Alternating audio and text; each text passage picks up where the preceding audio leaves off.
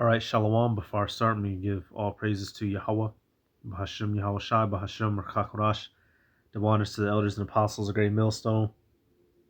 Peace, blessings, and salutations to all the like Akim wa Akwath, learning and teaching in truth and sincerity. All right, your brother Malak from GMS Detroit. Another video through the spirit, man. Look, y'all, I just did this whole 30-minute video, man. And they blocked it, man. I'm kind of pissed about it.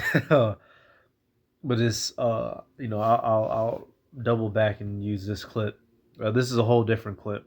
I gotta knock the sound because they're playing music.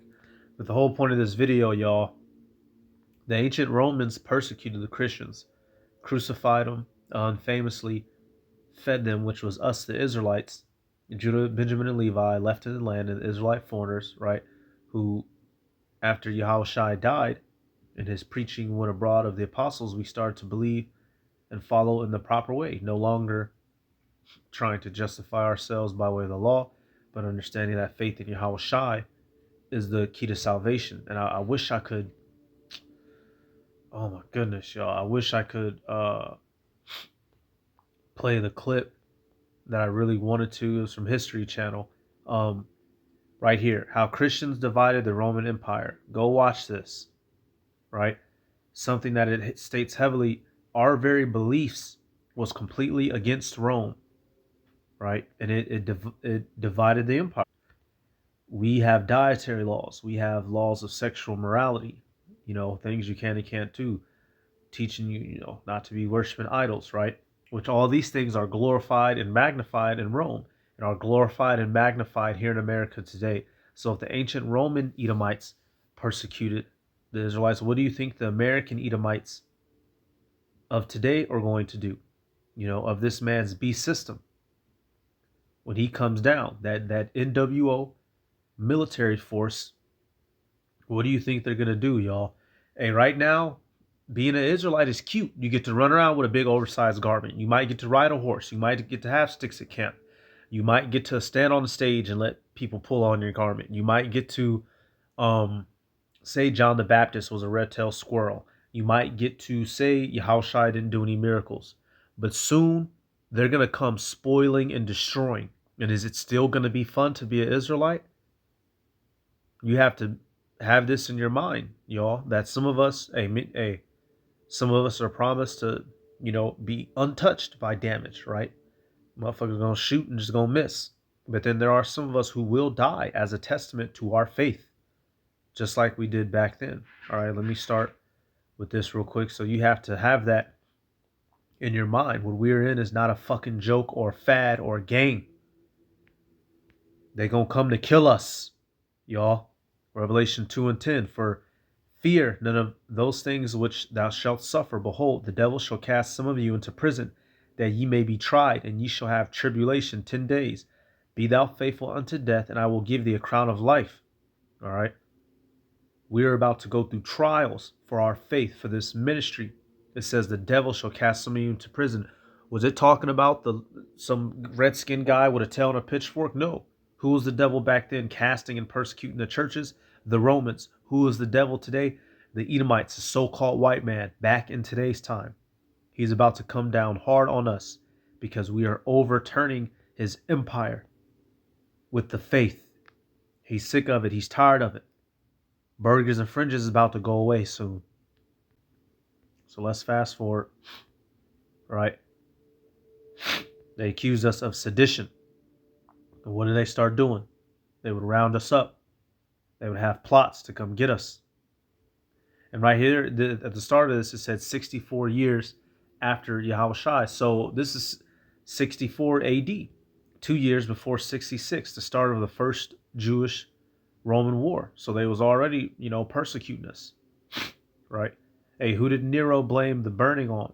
The burning of Rome. He blamed it on the Christians. Persecuted. I just did a video yesterday dealing with the Colosseums. All right, they would match us up and put us to death against animals. And famously, one of the animals that they would use was lions. Now, this man right here, he's playing the role of Ignatius, one of the saints, right? One of the disciples, not one of the 12 disciples, but, he was along the lines of Polycarp, One of his contemporaries, Polycarp, is my man. If you don't know who Polycarp is, y'all, you slacking. The Romans went to put him to death. They said they would spare him if he just bowed down and said that the emperor was the true king. And he said, now, why would I betray my king Yahushua, who's been good to me these 80 years? Right. And so with that, they went to light him on fire, and the flames didn't touch his body. Instead, they made a circle around him. All right. And the witnesses there said it began to smell like baking bread rather than the burning of flesh. And so when the Romans realized the fire wouldn't kill him, they ran in and knifed him. Talking about Polycarp. Now, this man right here in the center of the screen, Ignatius, he knew that, the Romans were going to get him and lead him to his death. And he went into it, prayed up without fear. And he was fed to animals. Some of us, they going to have us, y'all. Some of us, they this man going to come down. Let me get that 2 Esdras 16. If your Israelite leader is not preparing you for this as a reality, then you're in a IUSBK like to say fake camp. No, you're in a fake camp. If your leader isn't preparing you for the fact that this large-scale battle is coming, all right, when the enemy shall come in like a flood, y'all. And I'm being straight direct because they're going to be straight and direct with this persecution. You got a lot of shit going on right now in Israel. This is not a talent show. This is not a beauty pageant. They killed us for what we believed in. They killed us for preaching. They fed our wives and our children, our families to wild fucking animals. And right here, these depictions, it's Edomites, but you just have to imagine this is Israelites, y'all, Judites, Benjamites, Levites, Israelite foreigners getting torn to shreds, garments going flying in the air. All right, goddamn braids getting ripped out, skull getting crushed by the mighty jaw of a lion for what we believe in, because what we believe is against the status quo. All right, Acts 17:5. It says, but the Jews which believed not, moved with envy, took unto them certain lewd fellows of the baser sort, and gathered a company, and set all the city on an uproar, and assaulted the house of Jason, and sought to bring them out to the people. And many of our people were in league with the Romans. Therefore, our preaching, they didn't like it either. Verse 6, it says, and when they found them not, they drew Jason and certain brethren unto the rulers of the city, crying, these that have turned the world upside down are come hither also. And all we ever did was preach. Through our preaching, we're turning this world upside down. In the year 2024, that's why faggots like vocab are running around, and all these so-called apologists, these weak sauce Christians, right? That now all of a sudden want to get serious about the Bible. And for this is what they did to us, y'all. Just imagine, getting ripped to pieces along your brothers and sisters that believe in Yahushua. Serious business. Serious ass business. Getting your fucking head ripped off. Getting your spine ripped out. I'm a graphic. Getting your goddamn your crown jewels crushed and mashed in the jaws of a wild animal. And then two more grab you from both your legs and rip you goddamn like a chicken wing, man. And there are several accounts of, Israelites, Christians would get thrown in there and the animals would lie down at their feet and not kill them. Right? The Lord, have one of the angels get down there and keep them safe like he did for Daniel. But in most cases, that was not the case. In most cases, we were torn apart viciously. And specifically the believers in Yahushua. All right. And Esau Edom is the man behind it all, because he fervently hates us. And he's about to remind our people. Our people are out. There's a lot of Israelites who know that the Israelites, and they're out here playing. This is not a joke. This is not a game under any circumstance. 2 Esdras 16:70. For there shall be in every place and in the next cities a great insurrection upon those that fear the Lord. Upon those that fear the Lord. right? So they're going to come to destroy us, those specifically who obey Yahweh Bahashim Yahweh Shai. And that's not just that, all Israelites, but they really gonna have a hard on for us over here. You can imagine, but all Israelites. So hey Jake, walk around. Let's see if them all black garments and shades and helmet and wrist bucklers are gonna protect you from what's really coming, because this is really going to happen in our lifetimes. They're not gonna care who was in this camp. Who said, "Well, we never subscribed to that. We never taught that." Esau isn't gonna give a flying fuck. They're gonna kill Jake all the same. They aren't gonna care if you are against the Deuteronomy 22, the proper breakdown. Well, that was over them at GMNs. We never talk. Bow.